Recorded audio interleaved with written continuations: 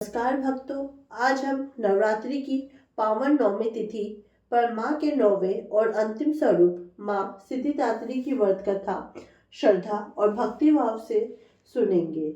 यह कथा सिद्धि, पूर्णता, आत्मज्ञान और ईश्वरीय कृपा का संदेश देती है। जो भक्त इस दिन सच्चे मन से व्रत रखकर कथा का श्रवण करता है, उसके जीवन में आध्यात्मिक उन्नति, शांति और समृद्धि का मार्ग खुलता है। यह व्रत विशेष रूप से चैत्र नवरात्रि और शरद नवरात्रि में अत्यंत फलदायी माना गया है। बहुत प्राचीन समय की बात है, जब सृष्टि का प्रारंभ हुआ था, तब चारों ओर केवल दिव्य प्रकाश था, परंतु व्यवस्था और संतुलन स्थापित नहीं था। तब आदिशक्ति ने अपने अनेक रूपों में प्रकट होकर सृष्टि की रचना की और पूर्णता प्रदान किया। उन्हीं रूपों में अंतिम और पूर्ण स्वरूप माँ सिद्धिदात्री का है। सिद्धिदात्री का अर्थ है सभी सिद्धियां देने वाली माता। शास्त्रों में वर्णित है कि अणिमा, महिमा, गरिमा, लघिमा, प्राप्ति, प्रकाम्य, ईश्वरित्व और वशित्व, ये 8 महासिद्धियां उनकी कृपा से प्राप्त होती है। परंतु यह कथा भी हमें यह सिखाती है कि सच्ची सिद्धि बाहरी चमत्कार में नहीं, बल्कि आत्मज्ञान और संतोष में है।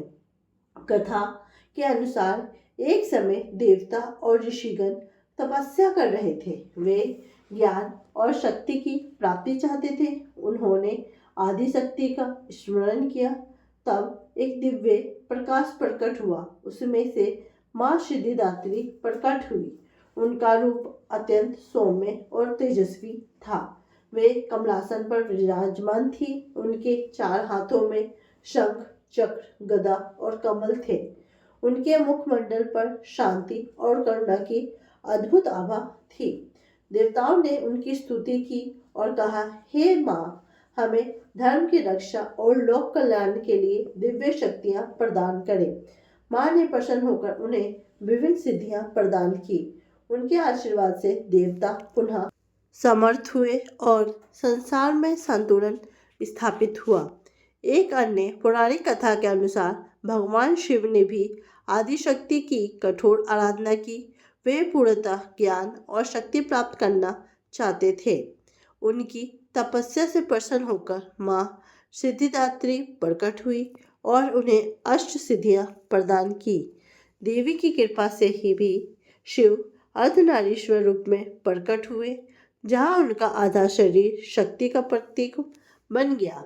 इस प्रकार सिद्धिदात्री ने शिव को पूर्णत्व प्रदान किया। एक नगर में एक विद्वान ब्राह्मण रहता था। वह शास्त्रों का ज्ञाता था, परंतु उसे मन की शांति नहीं मिलती थी। उसे लगता था कि उसने बहुत ज्ञान प्राप्त किया है, फिर भी भीतर खालीपन है। एक दिन एक संत उसके घर आए। उन्होंने कहा, तुम नवमी के दिन माँ सिद्धिदात्री का व्रत रखो और कथा सुनो, तुम्हें सच्ची सिद्धियां का अर्थ समझ आएगा। ब्राह्मण ने श्रद्धा से व्रत रखा। नवमी के दिन प्रातः स्नान कर स्वच्छ वस्त्र धारण किए, पूजा स्थान पर माता की प्रतिमा स्थापित की, कमल पुष्प अर्पित किए, नारियल और खीर का भोग अर्पित किया और दिन भर ओम देवी सिद्धिदात्रे नमो नमः मंत्र का जाप किया। संध्या को कथा सुनी। धीरे धीरे उसके भीतर परिवर्तन आने लगा। उसे अनुभव हुआ कि सच्ची सिद्धि विनम्रता और संतोष में है। उसका अहंकार समाप्त हुआ और मन की शांति का प्रकाश फैल गया। उसने समझा कि माँ सिद्धिदात्री की कृपा से ही आत्मज्ञान प्राप्त होता है। इस कथा का यह संदेश है कि जीवन में चाहे कितनी भी उपलब्धियां मिल जाए, यदि मन में संतोष नहीं है तो सब व्यर्थ है। माँ सिद्धिदात्री हमें सिखाती है कि सच्ची सिद्धि आत्मा की शांति और ईश्वर से जुड़ाव में है। आध्यात्मिक दृष्टि से नवमी का दिन साधना की पूर्णता का प्रतीक है। यह वह अवस्था है जहाँ साधक अपने भीतर के दिव्य तत्व को पहचानता है। माँ सिद्धिदात्री की उपासना से मन के विकार दूर होते हैं और ज्ञान का प्रकाश फैलता है। व्रत विधि इस प्रकार से मानी जाती है कि नवमी के दिन प्रातः ब्रह्म मुहूर्त में स्नान करें, स्वच्छ या पीले वस्त्र धारण करें, पूजा स्थान पर माता की प्रतिमा स्थापित करें, कमल, पुष्प, चंदन, अक्षत अर्पित करें, खीर, नारियल या फल का भोग लगाएं, धूप दीप प्रज्वलित करें और मंत्र जाप करें। ओम देवी सिद्धिदात्रे नमः। दिन भर सात्विक आहार लें, संध्या को आरती करें और कथा का श्रवण करें। इस दिन कन्या पूजन और हवन का विशेष महत्व है। छोटी कन्याओं को देवी स्वरूप मानकर उनका पूजन किया जाता है। इससे माता अत्यंत प्रसन्न होती हैं और घर में सुख समृद्धि और शांति का वास होता है। माँ सिद्धिदात्री का स्वरूप हमें सिखाता है कि जीवन की अंतिम मंजिल बाहरी सफलता नहीं बल्कि आत्मा की शुद्धि है।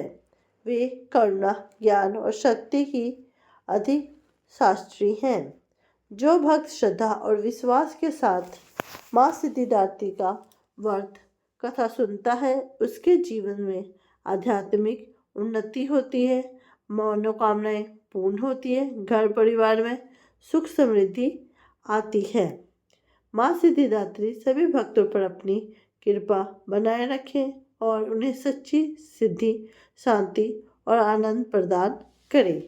यह थी हमारी नवरात्रि के 9वें दिन की माँ सिद्धिदात्री की व्रत कथा। इसी तरह की धार्मिक और पौराणिक कथा सुनने के लिए मेरे चैनल को सब्सक्राइब करना ना भूलें और कमेंट बॉक्स में जय माता दी लिख के ज़रूर जाएं।